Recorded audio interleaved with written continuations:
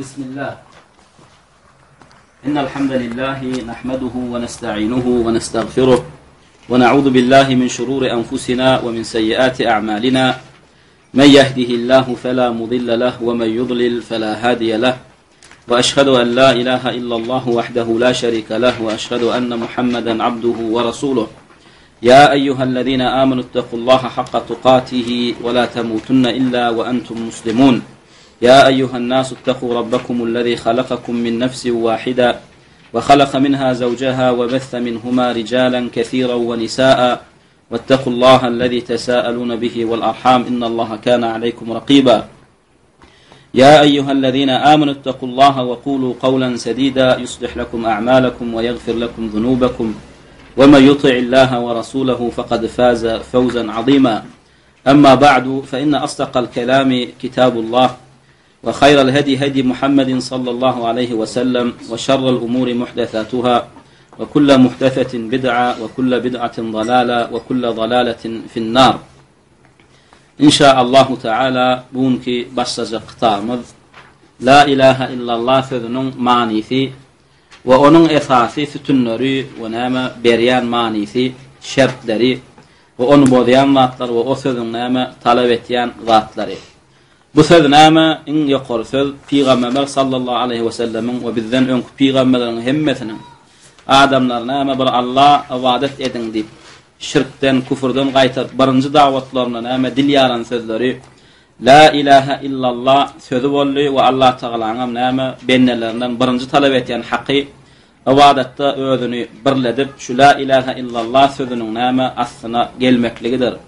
We näme Allah tagalanyň gullarynyň birinji qaytaranlady gullarına haram eden adam şu tawhidin tersi olan näme şirkdir. Ve şu söz üçün Allah Teala näme insu jinsi yaratdy. 7 gat asmany, 7 gat ýeri yaratdy. Zariýat surasynyň 56-njy aýatynda näme diýär? "Ve ma halaqtul jinna wal insa illa liya'budun." Men jinnar we insanlary näme diňe özümi ibadetde birletmek üçin, bir özüme ibadet etdirmek üçin yarattym diýär. Şu söz üstünde näme adamlar iki bölünne bir toparna mümin diýildi, bir toparna kafir diýildi. We her topara jogap bermeklik üçin näme Allah Taala şu sözde boyun mümin musulman adyny göterenlere bu dünýäde bagat üstünlük berdi we kıyamatda da näme öz ryzalygyny, jennetini berdi. We näme bu sözde garşy çykanlar näme kafir, müşrik, munafyk atlaryny göterdiler dünýäde we ahiretde olara utuş we kıyamatda da näme olan eden günahlarynyň ejri dowdak ve cehennem olur. Ve näme Allah Teala A'raf surasının näme 59-njy aýatynda näme diýär?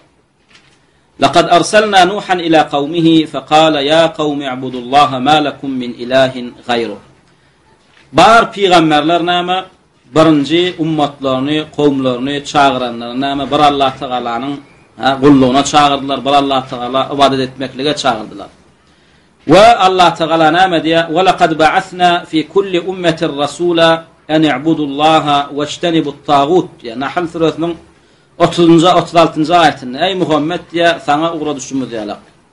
Senden öňkü ummatlaryň hemmesine peýgamberler uratdyk. Ol ummatlar birinji öz kowmlaryny i'budullah, bir Allah ibadet edin. Vejtenibut tagut ve Allah'dan başga näme ibadet edilýän zatlaryň hemmesini näme taşlaň diýip buyurdular diýär. We edil şoň alam näme ýanky okan aýatymyz A'raf surasynyň 59-njy aýaty idi. Hatda Nuh aleyhisselam näme birinji Beni Adamdan şirk düşen gowma ugradylar. Nuh aleyhisselam birinji gowmuny näme çağırdy? Edewaklyga çağırdymy? Namaza çağırdymy? Ýok, birinji çağıran zat näme Allah Taalaň özi aziz bolan Kur'an-ı Keriminde habar berýär. Näme diýär Nuhdan? "Laqad arsalna Nuhan ila qawmihi faqala ya qawmi ibudullaha ma lakum min ilahin gayruh." diýär. Biz Musa'na näme qowmuna uğratdyk. Musa qowmuna ýüzlenip näme diýdi? "Ya qawmi, ey qowmum, ibudullah, bir Allah ibadet edin. Näme üçin ma lakum min ilahin gayruh?" Sebäp diýsen, Allah'dan başgasy-da näme ibadet etmekligiňizde haqqyl näme ilah ýok. Yeketek ibadet edilmeklige näme bir Allah diýip näme Nuh aleyhisselam birinji kowmun näme Allah Taala yeketek ibadet edilmekligine çağırdy. We edil şoň alam Hud aleyhisselam näme edil kowmuna diýen zady näme i'budullaha ma lakum min ilahin gayruh. Bulam A'rafyň 65-nji aýatynda gelýär. Siz näme bir Allah ibadet edin. Size ondan başka ibadet etmeklige hakkıl ilah yok dedi. Ve Salih aleyhisselam öz kavmine näme dedi? Bulam A'raf suresinin 73. ayetinde geliyor. U'budullaha ma lakum min ilahin gayru. Bulam edil birinci ummatun näme? Önkü peygamberin ummatlaryny çağıranlarına çağırıp Allah'ın barlığına çağırıp u'budullaha ma lakum min ilahin gayru dedi. Bir Allah ibadet edin, ondan gayra ibadet etmeň dedi. Çünkü size ondan başka ibadeti hakkıl ilah yok dedi. Ve edil şoň alıp Şuayb aleyhisselam näme? Bulam A'raf'ın 85. ayetinde geliyor. Bulam birinci kavmine diýenler näme? U'budullaha ma lakum min ilahin gayru. Bir Allah ibadet edin size ondan başka näme ibadet edere hakkıl ilah yok dedi. Ve yine näme? Nisa Enbiya suresinin 25. ayetinde Allah Teala näme diýär? Peygamberimiz sallallahu aleyhi ve selleme yüzlenip وَمَا أَرْسَلْنَا مِنْ قَبْلِكَ مِنْ رَسُولٍ إِلَّا نُوحِي إِلَيْهِ أَنَّهُ لَا إِلَٰهَ إِلَّا أَنَا فَاعْبُدُونَ. Yani näme? Peygamberimiz sallallahu aleyhi ve selleme ummatuna birinci çağırmaklığa buyuran zadynyň näme diýeni aýtdy. Yani senin birinci çağırýan zadyň ummatyň ey Muhammed aleyhisselam. Hemme peygamberler ummatyny çağıran birinci dawaty, birinci çağıran dini diýe. Olam وَمَا أَرْسَلْنَا مِنْ قَبْلِكَ مِنْ رَسُولٍ. Yani senden öň näme? Peygamber uğratmadık, megerem olara näme bilen uğratdyk, wahy ederdik diye. Ona ennehu la ilaha illa ana fa'budun. Yani birinci olara näme ummatyna aýtmaklygyny, jar etmekligini buyuran zadymy. Ennehu la ilaha illa ana fa'budun. Yani ummatyny çağır. Maňa ibadet etsinler, menden başga näme ibadet edere näme ilahyň ýokdugyny aýt diýdik diye. Şonuň üçin näme senden öňkü peygamberler eden dawatyny senem kowmuna etdi we peygamberimiz sallallahu aleyhi ve sellem näme birinci öňkü peygamberler näme Allah'ın ýoluna da'watda näme dil ýarandatlary peygamberimiň näme şodat bol. Olam qulu la ilaha illallah tuflihu dedi. Peygamberimiz sallallahu aleyhi ve sellem näme 10 ýyllap Mekke'de da'wat etdi. Soň 11, 12, 13 ýylda näme 3 ýyl diňe namaz farz bol. Ondan öň diňe ummatyny näme çağırýardy? Bir la ilaha illallah diýip bir Allah ibadet edip ondan başga ibadet etýän butlaryny, çöplerini, Awrlaryny awliya bolsun, peygamber bolsun, perişte bolsun, Allah'dan başga näme ibadet eden bolsalar, çokunan bolsalar, şo zatlaryny näme taşlamaklyga buyurdy. Soň Medine hicret edip barandan soň İslam döwleti dikeldelip musulmanlara güýç kuwwat bolan soň näme diýär? Peygamberimiz sallallahu aleyhi ve sellem şu hadisinde Allah Taala'nın ona din uruşunu etmekligini näme buyuranlygyny aýdyp, "Umirtu en uqatilen nasa hatta yeşhedü en la ilaha illallah ve enne Muhammeden Rasulullah" diýär. Umirtu en uqatilen nas. Allah tarapyn maňa buyruk geldi adamdan garşysyna näme din jengini etmeklige, jihad etmeklige, ta olar näme hak Allah Taala'nın näme bir ibadeti hakkyllygyna şaýatlyk berip, hemme butlaryny çöplerini taşlap bir ona ibadet et başlayan çağlar we meniň näme onuň hak rasuly dogma näme şaýatlyk berip kabul edip diýenmi etýän şäler diýär. Şonuň üçin näme birinji musulmana wajib bolýan zat näme şu iki tane zada şaýatlyk bermek. Şu iki söz bilen näme iki zada şaýatlyk bermeklik bilen olam eşhedü en la ilaha illallah we eşhedü enne Muhammeden Rasulullah. Şu sözi diýmeklik bilen näme bir adam islama girýär we insanky dünýäden hem şu sözi diýmeklik bilen näme gitse inşaallah onuň barjak ýeri näme cennet bolýar. Peygamberimiz sallallahu aleyhi ve sellem näme diýär? Men kana ahira kelamihi la ilaha illallah dakhalal cenneti. Kimde kim şu dünýäden näme wefat bolup gidenne insanky diýjek sözi la ilaha illallah bolsa onuň näme girjek ýeri cennet bolur diýär. Ýöne näme la ilaha illallah manysyny öwrensegem bilsegem näme hukmany suratda selef salahymyň şu la ilaha illallah näile suratda näme diýmekligini beýan edişleri diýen bolmaly. Şoň üçin näme Hasan el-Basri rahimahullahdan gelýär. Olam Furazdyk diýen zamanatynda bir belli meşhur şahir bolan şol aýalyny näme gabra gömmene gelenne Hasan el-Basri ýanky şahira ýüzlenip näme diýär? Sen şu günüňe näme taýinladyň diýenne Furazdyk näme näçe ýyllap la ilaha illallah taýinladym diýär. Şonda Hasan el-Basri rahimahullah ýanky Furazdyk şahira näme diýär? La ilaha illallah cennetin açary diýär. Ýöne her bir açaryň öz diýişi vardyr diýär. Açar diýişsiz açar getirsen gulp sana açylmaz diýär. Şonuň üçin näme biz hukmany suratda peygamberleň ýoluna ýörejek bolýan bolsak ödümidi sahabatul kiramlara we näme olaň ýylyň eýeren islamda uly söýüge we näme mertebe munasip bolan imamlaň ýylynyň eýerjek bolýan bolsak biziň birinji etmeli da'watymyz näme bolmaly? La ilahe illallah bolmaly. Näme üçin? Sebäp diýsen näme?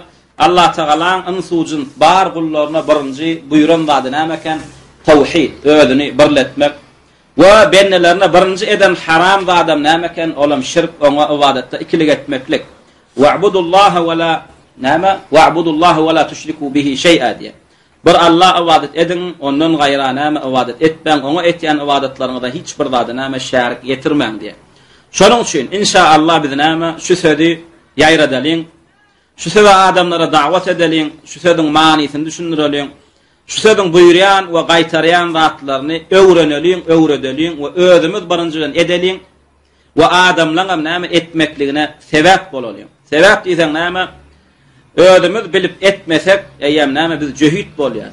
We bilmän özümüz şu amal etjek bolsaň, biz eýem näme İsa'ylar ýalak näme adaşan bolýar. Şoň üçin biz hökmani suratda ilm bilen amali näme bile jemlemeli we etýän ilmimiz amalymyz näme Allahyň ırzalygy üçin edilýän bolmaly we ol ibadatlarym näme diňe Allahyň ırzalygy üçin näme edilmekligem näme yeterlik bolany. Oňa da hökmani suratda näme Rasulullahyň sünnetine laýyk derejede edilmeli. Şoň üçin näme İmam el-Hümeydi rahimahullah usul es-sünne diyen kitabında näme diye ve ennel iman diye iman nileyen zady ehli sünne vel cemaat açıklap näme diye kavlun ve amel diye iman nileyen zat bizim akidamızda hükmani suratda näme sözlenýän zatlar bolmaly we amal edilýän zatlar bolmaly. Näme şunu amal goşdy? Sen murji'eler amal gerek geldi. Kim dilledi ya yüreğine ananni ya da ikisini cemledi yeterlik dediler. Emma amal şertler dediler. Yok, bu selef salih'in akidesinden. Yürekten daşına edilýän amallar näme sen imanın bitmekligine şertler diňe yürekde edilýän imanlary amallar etsen sen mümin bolmaklygyňa yürek amallar ýetýär diýilýän gurrun ol murji'elen gurrun. Emma selef salih'in ehli sünne vel cemaat'ın akidesi näme? İmam Hümeydi rahimahullah aýdyşýarlar we bar selefem şuna şeýle iman şey diýip açyklanýar gelýär. Näme diýär? Ennel imana kavlun ve amel. İman niýilýän zat bizde näme? Söz bilen aýdylmaly we amal bilen edilmeli zatlary bar. Buyrukları bar, gaýtargylary bar we her bir musulmanyň ýüregine götürmeli inançlary bar. Ve yezidu ve yanqusu diýär. We iman niýilýän zat haçan näme ilim amal edilip arty berse bu imanymyz artmakly kabul etdi. Haçan näme imani zatlaryň näme bilmeli zatlaryny bilmesek we etmeli amallaryny etmesek bu da imanymyz näme yanqusu kemelmekli kabul etdi. Sonra näme diýär? Ve la yenfa'u qawlun illa bi amel. We näme ýöne amalsyz edilen sözüň peýdasy degmez diýär. Bir söz diýdiň näme hökmani suratda şu sözüň buýurýan amalyny et ýa-da näme gaýtarýan amalynyň gaýt diýär. Edil şoň alyp la ilahe illallah diňe diýmekligi ýetene. Bu la ilahe illallah buýurýan zadyny etmesek, gaýtarýan gadynyň gaýtmasak bolmaýar. La ilahe illallah birinji buýurýan zady näme tawhid. Allah'ın ibadatda birlemek ve la ilahe illallah birinji gaýtarýan adam şirk.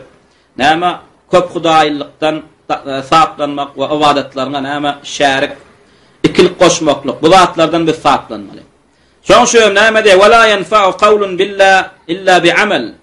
Ve amalsyz sözüm näme peýdasy degmez diýär. Ve la amalun ve qawlun illa bi niyye ve amalam ve qawlam näme halisan lillah diýip niyet edilmese diýär. Amalın qawlundan peýdasy ýok diýär. Ve la qawlun ve amalun ve niyetun illa bi sünne diýär.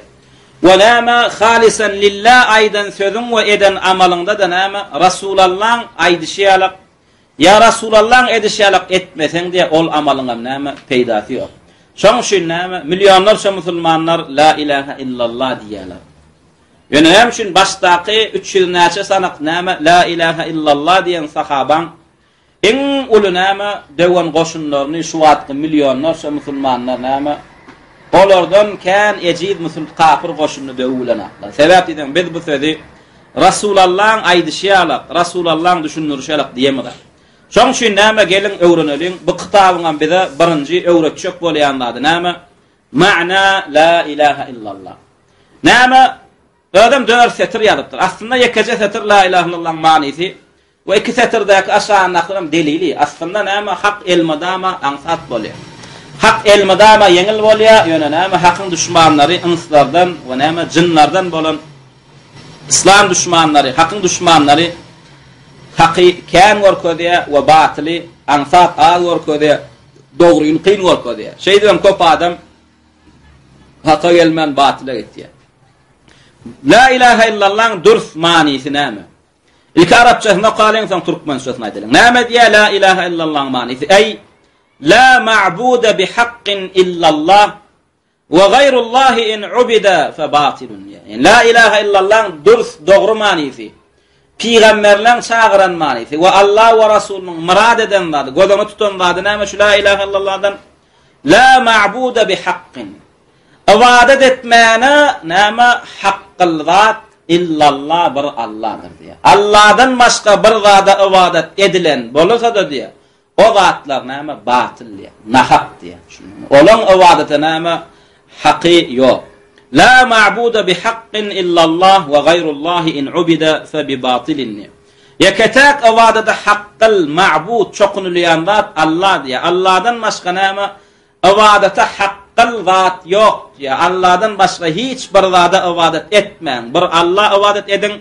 Yöne bir topar adamdan çöplere, daşlara, başka zatlara ibadet edip yörünün näme seyredip ağırlanıp. Bularam ibadet edilýän eken näme diyen şeytanın şübhesine ağırlanayma diye. Olara ibadet etýänem bolsa adamlar diye. Olan ibadetem we olan ibadet etýän zatlarym batıl diye, nahaq diye. Allah Teala özünden başga näme hiç bir zatın ibadet edilmekligine ýa-da näme özüne ibadet edilenine ona şerik bolmaklygyna hiç bir zada Allah razy bolmady. Hatta en söýgüli perişte, en söýgüli peýgamberiniň hem ona näme ibadet edilmekligine ýa-da onun bilen ibadet edilenine şerik edilmekligine razy näme bolmady.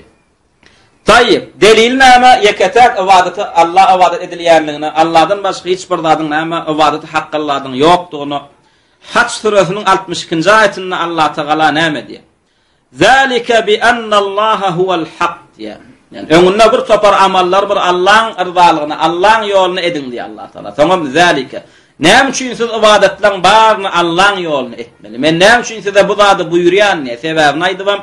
Bi anna Allaha huwal haq diýär. Sebäbiň yeketek ibadete haqqyl ol Allah diýär. Ve anna ma yed'una min dunihi huwal batil.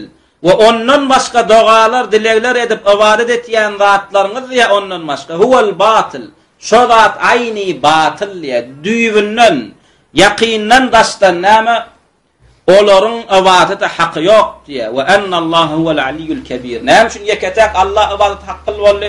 Sebäbi ol Allah şübhesiz en ali, en beýik we ol Allah näme el kebir en ulu diýär. Sebäp diýsen näme en uluyny en beýigi tanamyzsaň biz näme en uluyny en beýigi taşlap näme ondan pese gaýtmaklyk bize bolmaýar. Şoň üçin näme dünýäwi zatlarda haýyrlyň näme diýen bilip on taşlap haýyrsyza näme gaýtmaklygyň akyllan näme hasaplanýar. Şoň üçin näme Musa aleyhissalamdan dilek etdi Beni İsrail asmandan ora façak gelip durqa biz soğan ýesimiz gelýär diýdiler. Biz noýy ýesimiz gelýär diýdiler. Şonda Musa aleyhissalam näme diýdi? Etestebdilun allazi huwa adna billazi huwa khayr. Ennesiz haýyrlyň tapyp durqaňyz näme?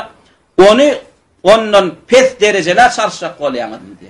Şolar näme ýadgardy. Enne biz näme bilip durýar? Şu aýatlaryň üstü bilen we Rasulullah eden dawatlarynyň üstü bilen yeketek ibadet haqqyl bir Allah eken we siz o başgalardan doga dilekler etýänem bolsaňyz Allah'ın öýdi bolýar. Ve enne ma yed'una min dunihi huwal batil. Näme Allah'dan başga da doga dilekler edilenler tapylypdyr. Allah'dan başga da ibadet edilen zatlar tapylypdyr. Ýöne Allah gollapdyrmy? Ýok. We olara näme hökm aýdypdyr? Olara batil diýip hökm aýdypdyr. Ine aýdyp otyr. Ve enne ma yed'una min dunihi huwal batil. Ve näme Allah'dan başga ibadet edilen zatlar tapylanan bolsa, doga dilek edilen zatlar tapylanan bolsa, huwal batil, o zatlar batil. Ibadete haqqyllal aslan yeketek ibadete haqqyl näme? Ve anna Allahu huwal aliyyul kebir. Hemmeden beýik, hemmeden ulu bolan näme? Bir Allah diýär. Ýene Muhammed sallallahu aleyhi ve sellem ayetinde näme diýär Allah Taala? Fa'lam annahu la ilaha illallah. Yani fa'lam dedi. Fa'lam billi dedi. Yani hatta şu ayette näme diýjek boli Allah Taala Rasuli Muhammed sallallahu aleyhi ve sellem. Yani sen bilenem bolsaň diýär, maňa ibadet etmekligini ilki sen öwren diýär. Bir zady billi. Olam näme? Maňa ibadet etmediňden öň bil hakyky meniň ibadete haqqyldygymy diýär. Ýöne şeýle il etýädip etme diýär. Ýok. İlki billiye yeketek ibadete haqqyl men diýär. We bar ibadetler diňe men haqqymda edilmeli diýär. Şu iki zatı bilen adam näme? Yani billik yeketek ibadet edilmeli. Allah kime eken? Allah eken. Yani Allah'dan başka ibadet edilmekliği hakkı yok. Bar batıl eken. İkincem näme? Bar ibadetlerin hakkı kimin hakkı eken? Allah'ın hakkı eken. Yani Allah bar ibadetin eyesi olsa, bar ibadetler dine Allah'ın hakkında edilmeli olsa ikinci bilmeli zatımdan. Şu jagaşy näme Allah'dan gayra görüp dursam näme şirke düşüp durmormay diýme diye. Yani istenlik bir görnüşüne ibadetin Allah'dan başka bir yerinin yoluna görnürdün mü? Eýär sen Allah'ın näme hakkına hıyanet etdiň bolýar. Şoň üçin näme diýe fa'lam ilke billi ennehu la ilaha illallah. Soň näme maňa ibadet et diýe. Näme fa'lam billi ennehu şübhesiz ol hama la ilaha illallah. Ondan we şübhesiz näme ondan başka ibadete hakkıl ilahi yoktur. Yeketek ibadete hakkıl näme bir Allah'dır diye. Bul näme la ilahe illallah manisi. Näme şun la ilahe illallah manisi diňe ýanky düşündirmek bilen çäklenmek. Sebäp diýen esasy musulmanlar bilen kafirler arasynda näme şu la ilahe illallah şu manisinde näme dawa bol. Emma Allah Taala halyqdygy barada Allah Taala bütün dünýäni ýöködüniň näme hiç bir zatdan yardım soraman, hiç bir zat özüne şerik etmen yaradanlygyna hiç dawa etýän ýok. Allah Taala hemme zat rızk berýänin hiç kim dawa eden öne. Dawa nämede turdy adam oğlunyň arasynda? Bir Allah ibadet etmelimi ya yene gapdynyň bir zatlara etsen bolýarmy ya bolany? Dawa şundan turdy. Şoň şuym Allah Taala näme peýgamberlerini la ilahe illallah esasy şu manysini ýaratmaklyk üçin näme uğratdy ol manysinde näme köp hudaýlyk ýok. Diňe bir Allah bar. Allah'dan başka hiç kime ibadet etmeklik bolany. Inneki almalladymyz näme? La ilahe illallah erkanleri, sütunleri. Erkanu la ilahe illallah diye. Yani la ilahe her bir zatyň sütünü bolşýarlyk, diregi bolşýarlyk. La ilahe illallah sözünün hem öz sütunleri var, diregleri var. Şunuňyzmy? Yani İslamyň 5 sütünü näme? Kelime-i şehade, namaz, roza, hac, zekat. Şu zatlar bolmadyk adamyň İslamy näme? Harap. Onda İslam ýok. İmanyň hem 6 sütünü var. İmanyň 6 sütünüň haýsam bolsa bir ýerine iman etmeýäniň imany harap, oň imany ýok. Eger la ilahe illallah hem hukmani suraty bekedilmeli sütünü var. Şu sütünler näme? Bir adamyň kalbyna jemlenşmese o la ilahe illallah näme? Näçe diýersin oňa peýdasy ýok. Inna alalin la ilahe illallah laha ruknani diye. La ilahe illallah'ın 2 ruknu var eken. Şunu rukun nimek näme diýdik? Sütün nimek diýdik. Yani sütün niýdigi näme rukun niýdigi näme? Bir ibadetin näme öz düzümüne rukun niýdir. Şunu şert we sütün var. Dogry dämi? Ha geler kitaplarda şurutu la ilahe illallah. Yani şert bilen rukunyň näme tapawudy bar? Rukun şu zatyň öz içinde tapylmaly. Şert şu ibadetin näme daşynda tapylmaly. Şu namazyň rukunu diýilýär, şerti diýilýär. Näme namazyň içinde elham okamak rukun diýär. Dogry dämi? Namazyň näme taýarat almak şerti diýär. Näme şu elham rukun diýdik desen namaz rukundan emele gelýär. Şu rukundan esasynda ibadet emele gelýär. Şert näme şu ibadetin dürüst bolmaklygyna näme gerek amallyk. Ol daşynda edilýär. Näme namaz içinde mi taýarat ya daşynda? Namazyň daşynda taýarat bolmasa näme namaz ibadeti dürüst bolany. Ma taýaratsiz ha namazyň hereketlerini edip bilýäsmi edebilemi da? Taýaratsiz namazyň hemme hereketini edip bilýäs. Ýöne şert bolmasa dürüstmi dürüstsel?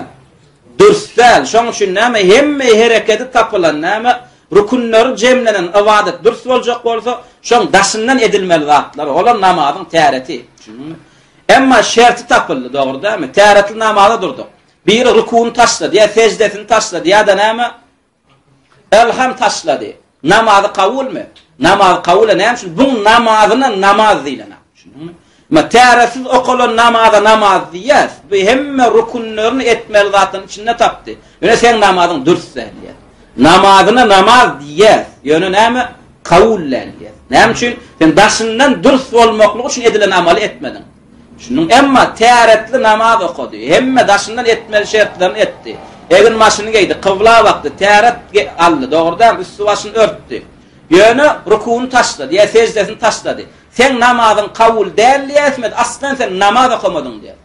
Düýbünden sen namaz okumadyň diýär. Näme üçin? Eýär bu namazynyň bir düzümini taşlady. Rukun niýilýänler şu ibadetin näme emele gelmekligine näme gerek amallar. Şunuňmy? Şu la ilahe illallah şerti var, la ilahe illallah rukunu var.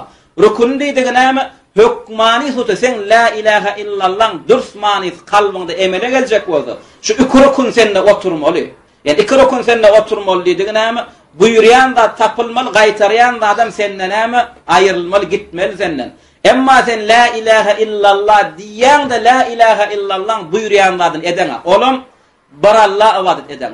La ilahe illallah diyen de ikinci rukunun eden. Olum näme? Sen şirkten gaytarya, şirkten saaplanan. Sen diyanem olsan näme diýär? Sen la ilahe illallah goýa diýilmedik ýalyk diýär. Şunun rukun bilen şertin tapagyny bu diýdi, la ilahe illallah diýdiňi diýmedik ýalyk. Näme üçin? Bu esasy la ilahe illallah iki sadak düzülýän düzümün näme? Kalbyna jemlemedi. Olam birinji näme rukny en-nefi. Olam näme? Nefi etmek, itermek, ayırmak. Şu manyları berýär. İnkar etmek. Türkmençe näme? Nefin manisi inkar etmek, ayırmak, itermek, saplamak. Şu zatlar manini berýär. İlki manisi nädin? Ondan aýdar näme zady biz itermeli, näme zady inkar etmeli, näme zadydan saplanmaly. Yani la ilahe illallah iki ruknu var. Birinji ruknu näme? En-nefyu diýilýär Arapça. Türkmençede näme birinji ruknunun ady, birinji sütunun ady ayırmak, itermek, inkar etmek, saplamak. İkinci ruknu näme? El-isbat, beketmek, yerine düşürmek. İsbat etmek, beketmek, daim etmek, yerine düşürmek. Bulam ikinci ruknu, ikinci sütünü.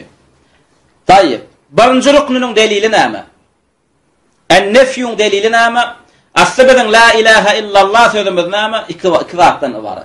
La ilahe soňam illallaha.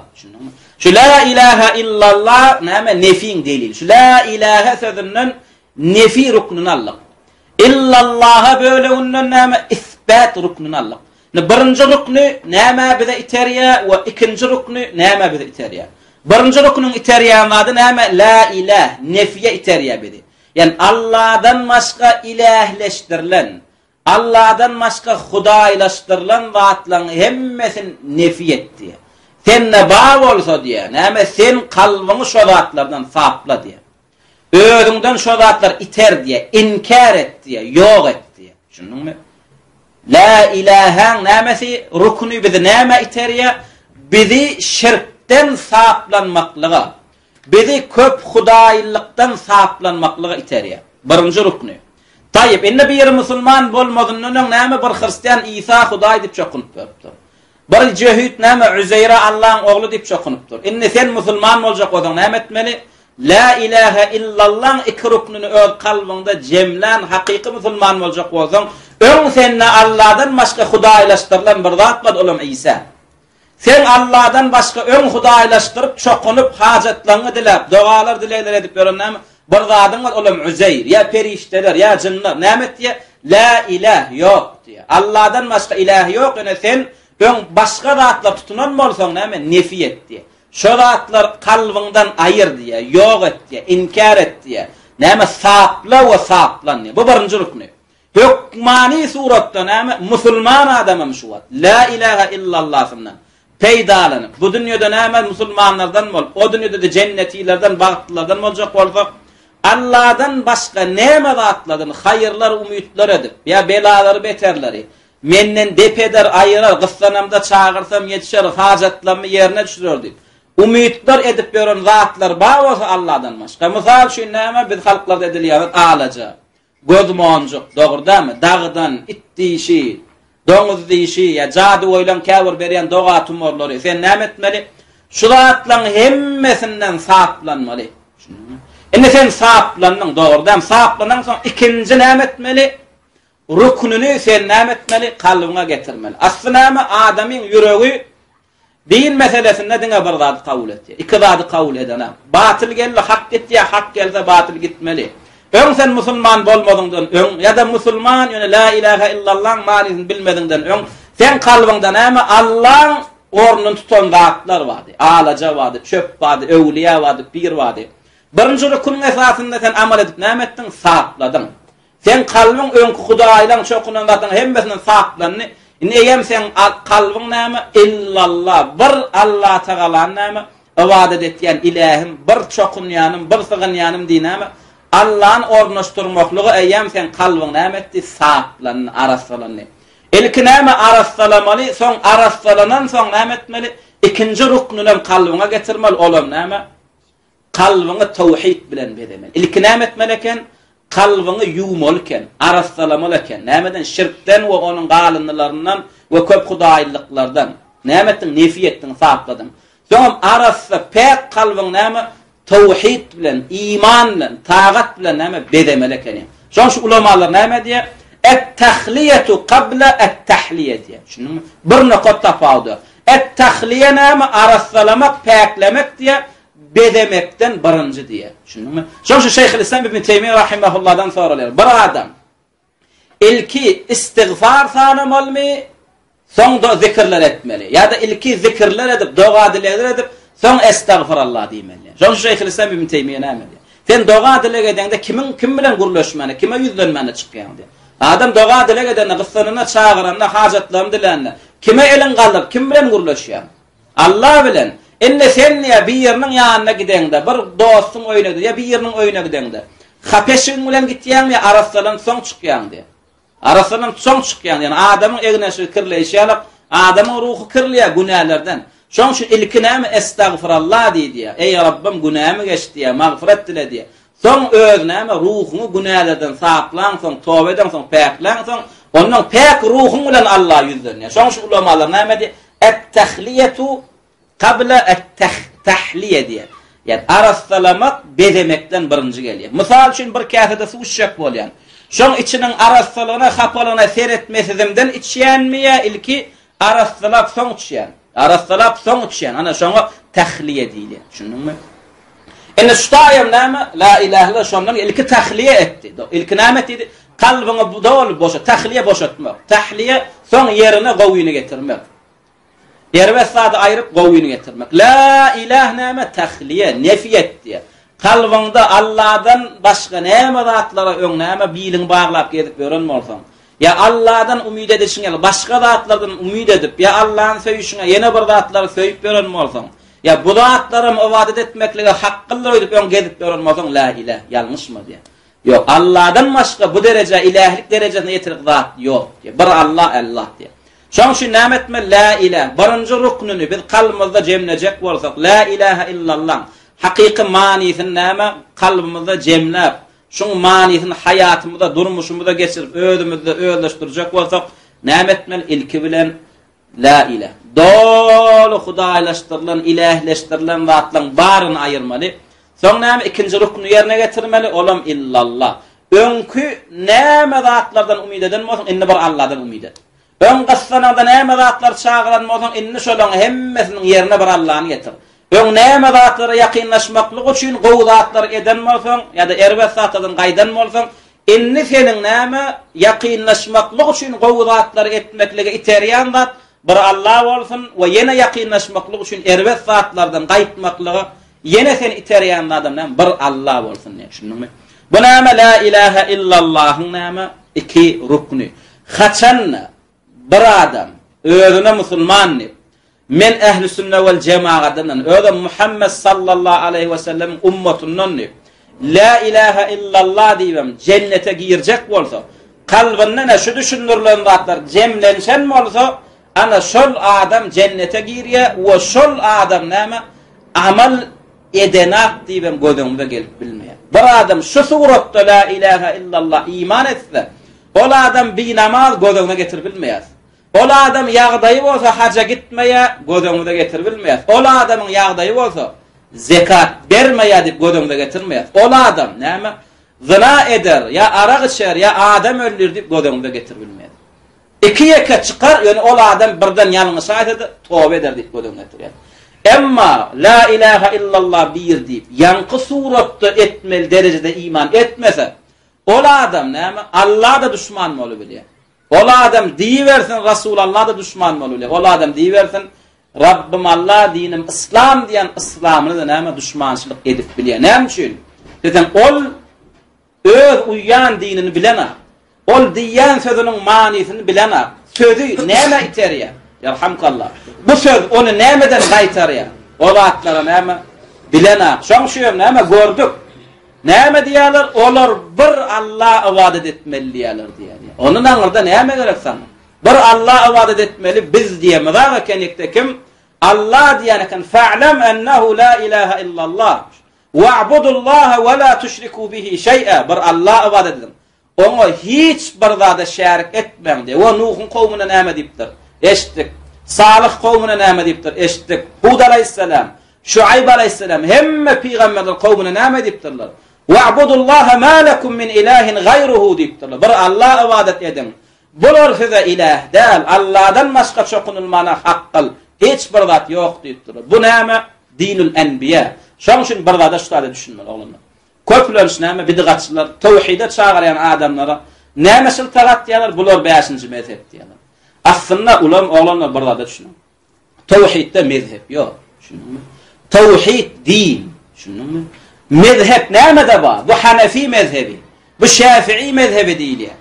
Kur'an'ın hadisten aydın näme delil bolmady her ulama bilenje ilmine göre haka yetjek bolup näme namaz, roza, haç, zekat meselesinde ijtihad etdi. Şunuňmy? Mezhep diýilýän zat näme fıkh meselelerine. Hadi nämede namazda, ağız beklemekde, zekatda, haçda şuňalyk zatlarda sen mezhebin näme diýilýär. Emma Allah ananmak meselesinde sen mezhebin näme diýilýär. Sen dinin näme diýilýär? Şunuňmy? Sen musulmanmy? Sen cehüt mi? Sen hristiyan mı? Sen näme? Butparaz mı? Sen Krishna mı diýilýär? Şunuňmy? Musulmanlyň içinde, mezhepliň içinde näme? Allah ibadet etmeklik meselesinde ihtilaf ýok. Şunuňmy? Ebu Hanife de bir Allahlyga çağıran, İmam Şafii de, İmam Ahmed de, İmam Malik de şularyň hemmesi näme? Kowmlaryna, okuwçylaryna peýgamberler diýenler. Bir Allah ibadet edin, Allah'dan başka hiç kime ibadet etmeýäňden. Hatta 4 mezhep başlaryň içinde Ebu Hanife rahimahullah. Ödem töhmet atýarlar, biz Ebu Hanife'ni söýemizok diýip. Biz Ebu Hanife'nin kitaplaryny ýakmalyk. Bu zatlaryň bar töhmet. Akyllı adamyna biziň agdymyzdan eşde. Biz dinimizi 200'lük edemiz. Biz dinimizi ozad bilemiz. Biz näme? Ebu Hanife rahimahullah da näme? Rasulullah'ın dürüst dinini ýaýratmak üçin näme jepa çeken alim diýär. Ýöne yeketek o diýemiz, başga da alimler bar diýär. Şunuň emma mezhep arallar diňe o diýär. Şunuň hatta onu Rasulullah'dan hem ýokuryp geçirýärler. Ýok biz beýdiýemiz. Ebu Hanife rahimahullah näme? Fiqh kitap ýazmady, gaýtam akidede ýazdy. Ödem fiqhul ekber diýip ýazdy. Eň uly fiqh, eň birinji bilinmeli ilim diýip kitap ýazdy. Olam näme? Şu tawhidi düşündirip ýazdy. La ilahe illallah manysini düşündirip ýazdy. Ödem Hanefi mezhebinde eň näme?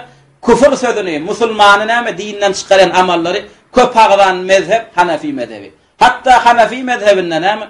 Bir adam metçi çykdysa bu Hanife şoňa kafir diýär. Bir adam Kur'ançyk diýse näme diýär? Şo kafir diýär. Sen nädip musulman bolup Allah'ın öýüni äsirmeslik edip näme? Kiçilik inamada formada aýtdyň diýär. Allah'ın öýüne näme taqdim edilmeli Allah'ın öýü. Näme üçin sen metçi çykdyň diýär. Ya Kur'ançyk diýip Allah'ın kelamyny taqdim etmediň diýär. Şoň üçin bir zada düşünün oglanlar. Siziň 5-nji mezhebiňiz bar edi. Sen näme? Aslan dinini bilmeýän jahil adamdy. Sen bir nadan adam ekeniňdi. Tawhid meselesinde, şirk meselesinde oglanlar. İslam dünýäsinde alimlaryň içinde ihtilaf ýok. Hemme peýgamberler çağıranlar näme? Wa laqad ba'athna fi kulli ummatin rasula an i'budullaha wajtanibut tagut diýär Allah taala. Yani hemme ummatlara peýgamberler ulatdy. Näme çağırdylar? Hemme kowmuny. An i'budullah. Bir Allah ibadet edin, ondan başga hiç bir zada ibadet etmeň dedi. Şoň üçin näme? 5-nji mezhep, 6-njy mezhep o zatlar näme? Diňe hakyň öňünde bewet bolup ilimsiz sada adamlar näme? Allamak üçin aýdylýan gurullar. Şoň üçin näme? Kim bir mezhepde Allah ibadet etmeklik, bir Allah ibadet etmeklik meselesinde ya şirkden gaýtmaklyk meselesinde ihtilaf fawalyna biz bar. Biz ölsegem näme? Şu selef menhejine gezýän adamlar bar. Şunuňmy? Biz öz adamyzdan gurulaýmaz, biz selef menhejinden gurulaýar. Sahabalaryň ýolundan gurulaýar. Allah'ın tarapyndan gurulaýar. Şunuňmy? Şoň üçin biz ölýänçäk, kimde kim delil getirip bilmese de näme? Biziň ýerdimizde çağalarymyz bar. Olaň çağalary Allah'ın tarapyndan gurulajak alimler kıyamada çenni gutaranok getirin ene Hanefi mezhebine ya Şafii mezhebine iki hudaýlyk badiyan gurrun. Allah'dan başka da çokunulayan ilah ba diyen gurrun. Ya şirkem haram dalaken mustahap yerlerin baraken diyen gurrun getiraymalı. Şunu gurrun getiraymalı. Şunun için bilin oğlanlar tevhid la ilahe illallah o nama dinul enbiya. Peygamberlerin dini. Ve milletine peygamberlerin milleti bizim Muhammed ümmetine şunu sünnet diyor. La ilahe illallah sünnet diyor. Allah'ın dini la ilahe illallah sünnet diyor. Şunun için la ilahe illallah manisini billik yara. Şu manini içine alayan şu söz iki rukunu içine cemle. İki rukunu içine cemle dediğim adam şu rukunun, şu sütunun haysam olsa bir bolmasa şu sözü diyen bilen diyemedik dessen. Şu söze iman etmeyenle iman etmeyen dessen. Şunun mu? Şu söze neutral garayandan şu söze düşmançılık etyen dessen. Şunun mu? Haçan bir adam şu sözü söyle haçan da manisini bilip rukunların kalplarını cemlese. Birinci rukun dedik? Nefi, tehalli dedik. İlk bilen etmeleken yüreğini şirklerden, küfürlerden, bid'atlardan arassalamalıken sonra yüreğinden ayıran köp çokunun umutlar eden köp Hudayla ayırıp ikinci rukunu yerine getirmek olan isbat bir Allah'ın beketmeli, bir Allah'a ibadet etmeli ile vaadi yüreğine koymalı, yüreğinin elmadama sana iterip durmalı, şunu etken mi Allah için et, şundan gaytyan mi Allah için gayt deyip sen yüreğine gurlemeli, yüreğine gurlemeli. Tayyip. İnni fela ilahe diyemeden diye tenfil ibadete an kulli ma sivallah. Yani tenfi fennama ayırmalı ibadet ettiğileyen ve ibadet dileyen Allah'dan başka zatlardan. Yani Allah'dan başka hiç bir zata sana ibadet etmeklik bulunur. Sen öğüdün la ilahe illallah şahitlik verdin değil mi? Yem sen şahitlığın beren şahitlik beren sözüne amel etmeli. La ilahe illallah la ilahe sözüne diye sana tenfil ibadet an kulli ma sivallah. Allah'dan başka hiç bir zata ibadet etme diye ön edip yoranım olsan tövbe in gayt diye. İllallah nâme diye bey değilse sen ibadet etmeklikten saklanma diye. Yok. İnne nâme diye şu eden ibadetlerin dine Allah'ın yolunu edip başla diye. Şunun mu? Ve illallah nâme tusbitu cemi'al ibadati lillahi vahde. Yani hemme cemi' bar ibadetler inne nâme vahdehu. Bir Allah'ın nâme yolunu et diye. Şunun mu? Ön ovala Allah gâlı verse plan neyden. Şunun mu? Ön ovala Allah gâlı verse plan işan. Yok. Näme awala Allah ve ahiram Allah di galı verseden soň näme goýulmasaň aýyr. Şunu galı verseden soň näme bolanmasa aýyr. Awalam Allah'ın çağır, ahiram Allah'ın çağır.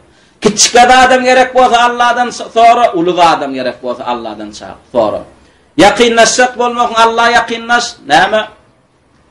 Ve söýdirjek bolsaň öňüň näme Allah söýdirjek bol. Näme umid etseňem Allah'dan umid et. Emma şu meselelerde Allah'dan başka zatlara yüzlenen bolsaň, yoluna yıkılan bolsaň, daşına togaplar eden bolsaň, aydylan janylar, başka bir zatlaryň yoluna eden bolsaň, yok. İnnename illallah diýdiň dämi? Bir Allah'ın üçin et, vahdehu la şerike la, ödemname şerik etme hiç bir zat. Tayyib. İnnename ve la ilahe illallah tenfi arba'ata eşya ve hiye diye. Enne la ilahe illallah diyemde nefi etmeliydik ha, ödümüzü saplamalıydık, ayırmalıydık. Näme zatlardan ödümüzü saplamalı? 4 zattan. Ve la ilahe illallah tenfi arba'at eşya. 4 tane vadi senden ayrılmaklığına, senden gitmekliğine, senin ondan saplanmaklığına näme ya iteriye talep et ya. Birinci bilen näme tenfi anka el alihe diye. Hudaylaştıran zatlarını ayır diye. Sen la ilahe illallah diydin mi? Sen hükmani suratda senin ön Hudaylaştıran zatlan bolmaly. Yani Hudaylaştırmaklığına manisini başka näme sapaklamazlık. Yani Allah'dan umid edilen zatlan, isternek bir zatın mahluğundan umid ettin mi? Yani şu meselede sen şonu Hudaylaştırdın mı oluyor? İlahleştirdin mi oluyor? Bana oğul gıydı gerek. Kimden soruya? Muvahhid, Allah'ın birleyen adam. Allah'dan soruya ama müşrik adam, Allah'ın birlemeyen adam. Bu la ilahe illallah manisini düşünmeyen adam näme? Çağı la yıkılya, malik ve vazanıkla, başka yıkılya düşündün mü? Yok. Eyyem sen näme ettin? Bu adamlar, bu evliya firler ilahleştiripsin, Hudaylaştıripsin. Seni la ilahe illallah birinci rukni, nefi rukni. Näme zatdan saplanmaklığına buyuruyor? El-alihe. Hudaylaştıran zatlardan näme saplanýar. Nädip bilmeli bir zatın Hudaylaştırılanlığını? Näme diye? Ma qasadtahu min celbi hayrin ev daf'i zurrin fe ente muttehiduhu ilahen. Yani bir zata yıkıldın, bir zata yakinlaştın ya bir zatdan hayırlar, bereketler gelir deyip umid eden olsun. İstenlik bir zattan, yani Allah'dan başka istenlik bir zattan. Şu zaatta men yakınlaşsam, şu zattan umid etsem bana hayırlar, bereketler beriveler, şunun haysiyeti var, şu zattan etmekliğe. Ya danim, şu zatla menden bela veterler, näme ayırmaklığı, dep etmekliğe, näme hayırı var, peydası var deyip umid eden olsan, ıtikad eden olsan bir zattan, şol Hudaýlaşdyrdyň bolýar. Şunuňmy?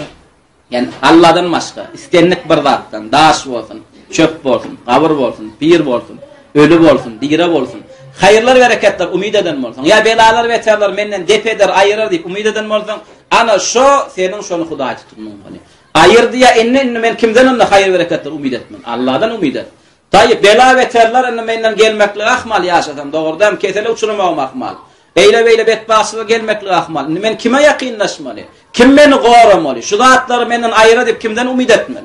Allah'dan umid et diye. Şunun mu? Nämet ya şu la ilahe illallah nefi ruknu senden 4 zadın näme ayrılmakla talep et diye. Birincisi näme ilahleştirilen, hudaýlaştyrılan zadyň ayırmaly. İkinci zadyň näme at-tawagit diye. Näme tağutlardan saklanma. Tağutlar näme? İbadet edilmekliğine razı olan adamlar. Biri özünün ibadet edilmekliğine razı bolýar. Ölü kam diri kam näme adam tut gıyğır sığın yetişerni. Şonlara adamlara çokunt berenen bolsaň näme saplan. Şunun gyssananda yeketek yetişek Allah şonu çağır. Hoş wagtyna çağır yetişek Allah şonu çağır. Şunun Tağut usulü sırada geçtik. Näme diýdi? İbadet, eýermek, itaatda öte geçirilenler. Aslında her bir adam näme işlad etmeli. Biz ibadet etmeli. Doğrudan her bir Müslüman işlad etmeli. İbadet etmeli, son itaat etmeli, son näme etmeli? İttiba etmeli. İtaat yani. İbadet etmeli, boyun molmol eýermeli. Ve her bir adam çäge çizilen Allah tarapyndan ve kime etmeliligem aýdylan. İbadet kime etmeli? Allah etmeli. Tayyip. İtaat etmeli. Boyun kime bolmaly biz? Rasuluna boyun bolmaly. Kime eýermeli? Allah'ın ve Rasulunun näme emri bilen ýöreýän ulamalara we näme başlyklara boyun bolmaly. Şunu mene şu çäge. İbadet meselesinde diňe Allah ibadet etmeleken. Inne men ibadet etmeklik meselesinde ibadet etýän zatlarymı artdyryversem, köpeldiversem, Allah'dan başga gapdaryna goşulan çokunýan zatlarymı näme diýilýär diýinne? Tağut diýilýär. Şunuňmy? Tayyip, men kime boyun bolmaly? Muhammed Peygamber aleyhissalatu vesselam'a boyun bolmaly. Bu diýdiňiz näýile? Yani Resulullah'dan bir hadis gelenne plan ahun, plan pirin sözü için bu hadis taşlanmalı. Şunun yani şu derecede boyun bolmaly. Tayyip, enne men yeketek boyun bolmalıyım. Doğru diýen zady kabul edilip, doğru gaýtarýan zadyň gaýdylmalada mümkin eken, peygamber eken. Enne peygamber ýalyk ýene bir adamyn, näme? Doğru diýen zadyň ediversem, doğru gaýtaran zadyň gaýtaryversem, on bana buyurýan zady diniň tersine oňa seredemek. O meni gaýtarýanda sünnetten gaýtary, oňa da seredemek. Näme diýen zadyň sel jermesinden edip başlasam, näme diýen zadyndan sel jermesinden gaýdy bersem eýem näme? İtaat etmeli adamym kimdi? Rasulullah. Şoň gapdaryna goşuldy däme adamlar.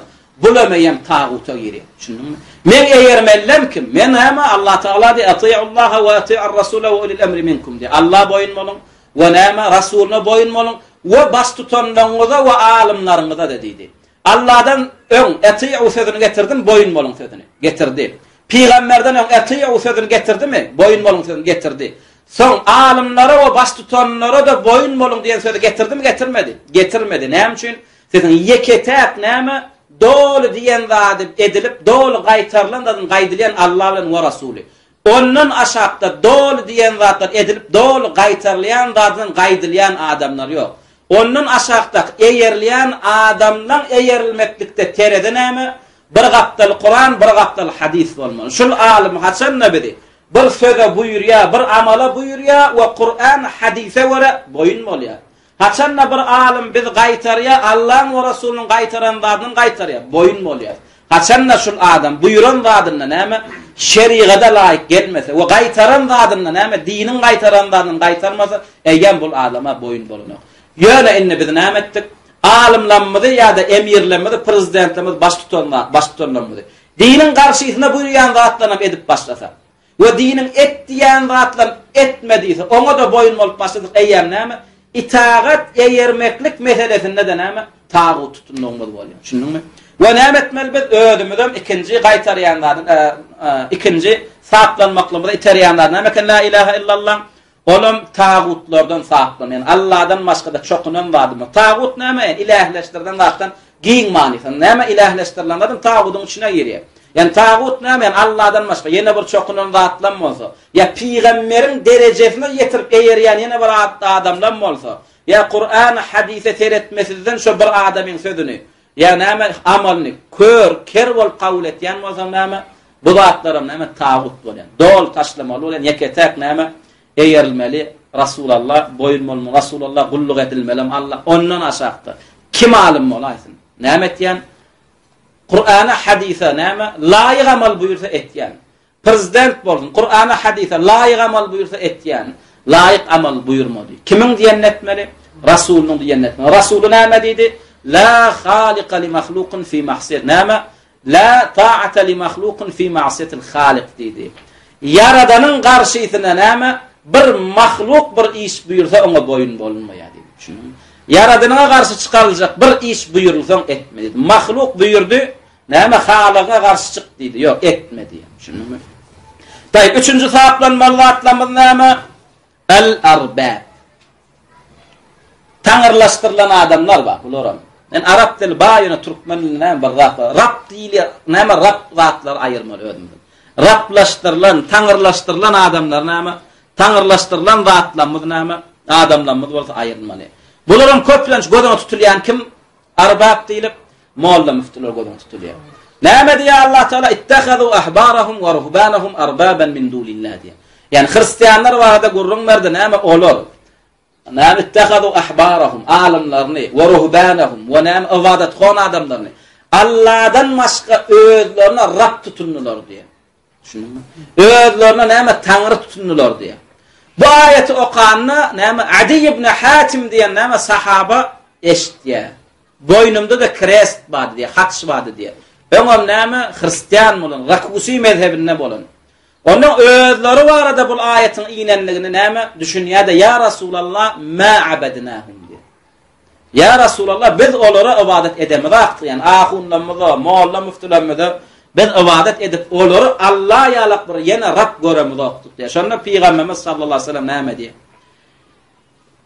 Halallygyny bilip duran zadyňa haram diýse näme şoň diýen etýärdiňmi diýär. Onu ederdik diýär. Haramdygyny bilip durkam halal edeberdi ýani ýok diýse näme? Diniň hökmüni, Allah'ın hökmüni taşlap molla müftüň hökmüni alýardyňmy diýär. Onu ederdik ya Rasulullah diýene tilka ibadetukum diýär. Tilka ibadetukum diýene şu meselede boyun bolmaklyk şolar näme ibadetleşdirmaklygy bolýar diýär. Ibadet etdirmek bolýar diýär. Şoň üçin näme sen bir mollaňma, sen bir müftüňma näme etýär? Sana buyurýan zatlar şeriýaty tersdir. Alhamdulillah sen wala zallin yemizden sen biz amin ya sünnete göre doğrudanmı? Peygamberimiz näme şul amaly şeýle bir öwledi we gyzyklanyrdy, iterdi bir de şunu edilmekligini. Näme diýdi? Kim imamy amin nise, olam amin nise. Perişteler näme amin diýeneken şo var. Sen aminin, perişteleň aminine gabat gelse näme bar günälen bagşlanýar. Emma indi sen mollaň näme diýär? Yo o Wahabiler etme diýär. Sen näme mollaňdan soramaly? Olan Peygamberimiz buyurdu diýip etýär. Buharda, Müslimde sahih hadislerden delil getirýärler. Näme diýmeli ahunna de sen delilin barmy diýmeli? Olan hadisini Kur'an'y gaýtarjak bir ayetten hadisten ýönemeýän bir hadisim ma Peygamber etme diýen sahih Buhardan, Müslimden ýa bir ayet barmy? Peygamberin hemme buyurandan etmeýän diýen. Biz näme diýäs? Wa ma ataakumur rasulu fakhuduhu wa ma nakakum anhu fantahu diýär. Allah Taala bize buyurdu Peygamberler näme getirdi alyň, nämeden gaýtardy gaýdyň diýär. Ene sen hem şoň alyp ayetin hadisin barmy diýmeli? Ýok diýse sen kim bilen bolmaly? Men bilen, oň bilen, biz bilen bolmaly. Din bilen bolmaly. Qala Allah, qala Rasul bilen bolmaly. Delil bilen bolmaly. Şoň üçin oglanlar bir zada düşünün. Hergiz näme bir ýerde gurlaýma. Biz Ibn Teymiyýäň mezhebine çağırýar. Biz Şeyh Albaniň mezhebine çağırýar. Biz näme Ibn Baz'ın mezhebine çağırýar. Biz näme Ömer ibn el-Hattab mezhebine çağırýar. Ebeden. Bizdiň näme Muhammed ibn Abdullah, Muhammed sallallahu aleyhi ve sellem'in mezhebine çağırýar. Kur'an hadisin mezhebine çağırýar. arasda İslam'ın mezhebine çağırýar we 4 mezhep başlar. Bundan başga da ulamalar. Dini nereden alanmazy? Başarsak şolaň alan yerinden aljak bolýar, başarmasagan bu adamlaryň ilmini, kitaplaryny näme alan yerlerine yetmeklige näme yardamçy hökmüne ulanýar. Bulan birinin hem näme zähmetini biderege çykarmaýar. Bulan eden zatlar biderek diýme diýär, başymyzyň täji diýär. Şulan kitaplarını okumalyýar, ýöne Kur'an, hadise garşy gelen ýerine näme durmalyýar. Şoň üçin oglanlar biz plan kese çağıramyz. Biz kime çağırýar? Biz Allah çağırýar. Biz peýgambere çağırýar. Biz Kur'an, hadise çağırýar. Biz näme arasda yasalmadyk İslam'a çağırýar. Olam näme inne dine indallahil İslam diýär Allah. Allah näme yeketek kabul bolan dini İslam dini, Yegova dini, Krishna dini, Jehud dini, Hristiyan dini. Bu dinler näme Allah'ın dininden. Allah bu dinlerden we oňa uýýanlardan näme rady edel we kabul edene. Tayyip, 4-nji gaýtarýanlar näme endätlerden gaýtarýar. Endätlerinden saplanýar. Endätler näme? Yani senin dine gelmesizliğine eceň sebäp bolsa şo sen özüňe nit tutunmagyň bolýar. Hudaý tutunmagyň bolýar. Şunuňmy? Senin dine gelmekliğine, senin dine gelmesizliğine, haka gelmesizliğine näme sebäp bolýan bolsa şo nit gasaplanýar dinle. Şunuňmy? Bir näme tawhide gelese gelýär. O wagtynda çokunulýan gabrlary taşlap, bir Allah ibadet etse gelýär bolan näme? Ey men tirem şu gatlary etýär dedi. Men tiremden çykyp beýsem bolmaýar. Men tiremden çykyp bilmeýän näme tiresin eden etýär. Tiresine ýa özüne Huda tutunmagy bolýar. Özüne Allah tutunmagy bolýar. Şunuňmy? Wagt men etjek bolýan heleyim talak sorýar diýär. Sen şeysen men senden aýrylşaryn diýär. Sakalyň goýbersen men senden aýrylşak diýär. Şoň üçin men heleyimi söýýän. Heleyimden aýrylyş biljek galip näme sakalyny sirýär. Heleyin özüne nit tutdy bolýar. Şunuňmy? Näme zat kaide goýun? Nit näme? Senin dogry dine, tawhide gelmesizliğine, haka gelmesizliğine näme zat sebäp boldy? We näme zat sana bewet boldy, şo sana nit bolýar. Şunuňmy?